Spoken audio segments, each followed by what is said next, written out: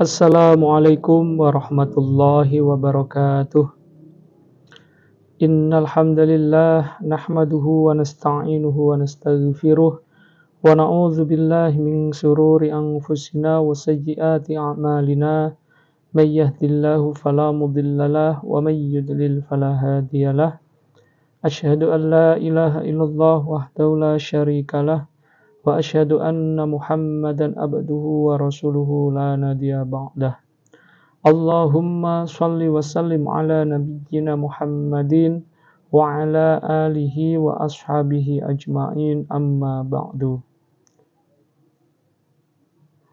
Ya ibadallah, usi nafsi wa iyyakum bitaqwallah, faqad fazal muttaqun, wa la tamutunna illa wa antum muslimun. Qala Allah Ta'ala fil Qur'anil Karim, a'udzu billahi minasyaitonir rajim. Faman ya'mal mithqala dzarratin khairan yarah wa man ya'mal mithqala dzarratin syarran yarah. Al-ayah, shadaqallahul azim.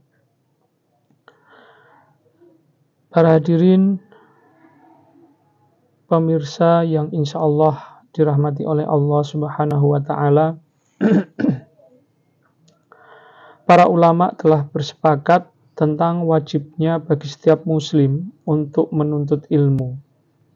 Sebagaimana sabda Nabi Shallallahu alaihi wasallam, "Thalabul ilmi faridatun ala kulli muslimin." Mencari ilmu itu wajib atas setiap muslim. Hadis riwayat Ibnu Majah.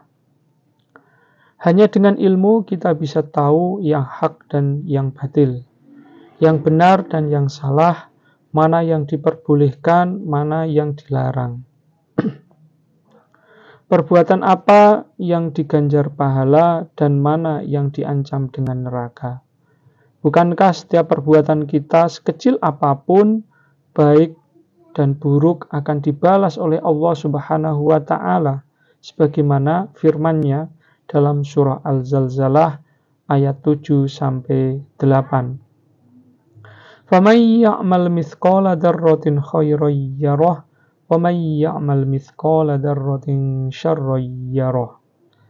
Karena itu siapa saja yang melakukan kebaikan sekecil apapun akan melihat balasan kebaikannya, dan siapapun yang melakukan keburukan sekecil apapun akan melihat balasan keburukannya. Ingatlah, tak ada perbuatan yang tidak terikat dengan hukum syariat. Al-Alamah Syekh Taqiyuddin An-Nabhani menyebutkan, Al-aslu fil af'ali taqayyudu bi hukmi syar'i. Hukum asal perbuatan manusia adalah terikat dengan hukum syariah.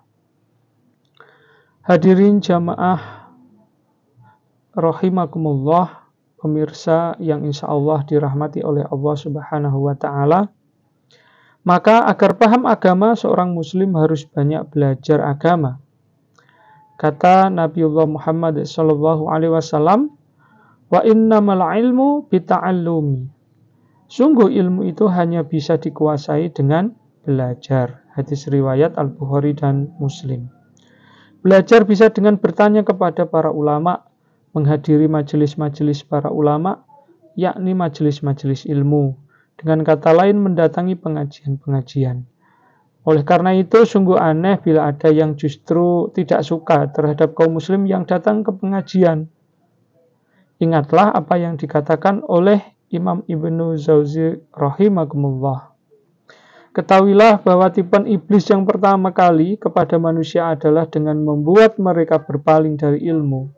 Sebab sesungguhnya ilmu itu adalah cahaya.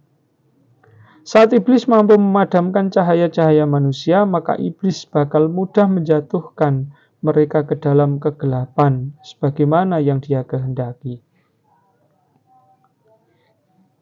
Hadirin para pemirsa yang insya Allah dirahmati Allah Subhanahu wa taala, apakah kita tidak sadar berbagai macam kerusakan, kemaksiatan, dosa terjadi di depan mata kita? Karena kita miskin ilmu agama, awam terhadap halal dan haram, bodoh terhadap aturan Islam. Kurang contoh apalagi bahwa umat ini kian jauh dari agama. adanya narkoba, seks bebas, LGBT, korupsi, manipulasi, pembunuhan. Itu contoh dampak kecil dari kita jauh dari ilmu agama. Negara tidak lagi mau menerapkan aturan Allah Subhanahu wa Ta'ala. Lalu kenapa Islam disalahkan? Kenapa yang sering datang ke pengajian justru dipojokkan, dianggap menelantarkan anak-anaknya sehingga kurang gizi dan lain sebagainya. Dan itu sesungguhnya pernyataan yang sangat tidak layak patut keluar dari seorang muslim. Ketahuilah Allah Subhanahu wa Ta'ala memuji kaum muslim yang berilmu. Allah Subhanahu wa Ta'ala berfirman di dalam surah Al-Mujadalah ayat yang ke-11. Yarfa'illahu alladhina amanu minkum walladhina utul ilma darajat.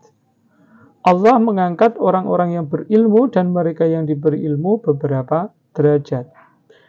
Tidak hanya orangnya, majelis ilmu adalah tempat yang dimuliakan. Rasulullah Shallallahu Alaihi Wasallam bersabda, "Man kharaja fi thalabil ilmi kana fi sabilillahi hatta yarji'a." Siapa saja yang keluar rumah dalam rangka meraih ilmu, maka ia berada di jalan Allah sampai ia kembali. Dalam sabdanya yang lain, "Ma min kharijin kharaja min baitihi fi thalabil ilmi illa wadu'at lahul malaikatu ajnihataha ridon bima yasna'u." Tidaklah seseorang keluar rumah untuk mencari ilmu kecuali para malaikat membentangkan sayap-sayap mereka karena ridho atas apa yang dilakukan oleh pencari ilmu. Hadis riwayat Ibnu Majah dan Ahmad. Karena itu sangat penting rajin untuk ikut pengajian atau hadir di majelis-majelis taklim, termasuk kaum ibu, sebab para ibu, para wanita, calon ibu adalah pendidik generasi. Bahkan baik buruknya generasi salah satunya bergantung pada peran ibu-ibu mereka.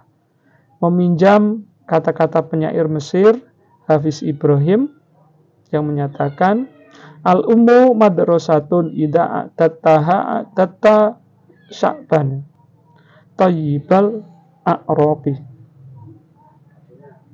Ibu itu madrasah atau sekolah. Jika Anda mempersiapkan dengan baik kaum ibu, berarti Anda mempersiapkan dengan baik generasi keturunan yang baik. Maka jangan larang ibu-ibu datang ke majelis ilmu, justru harus kita bisa mendorong mereka untuk mencari ilmu sebanyak-banyaknya, untuk bisa diamalkan dalam kehidupan sehari-hari, lebih-lebih dalam kehidupan berumah tangga.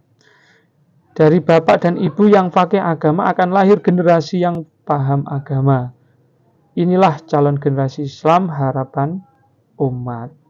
Akhirnya ingatlah pesan Umar bin Abdul Aziz rahimakumullah.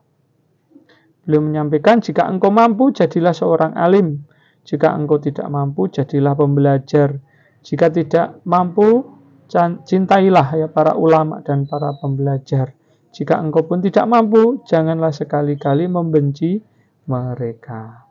Demikian kutum singkat pada kesempatan kali ini, semoga bermanfaat dan kita bisa memahami bagaimana pentingnya mengkaji Islam yang itu wajib. Semoga kita bisa amalkan. Demikian yang bisa kami sampaikan, kurang lebihnya kami mohon maaf. Akhirul kalam, wabillahi taufiq wal hidayah. Wassalamualaikum warahmatullahi wabarakatuh.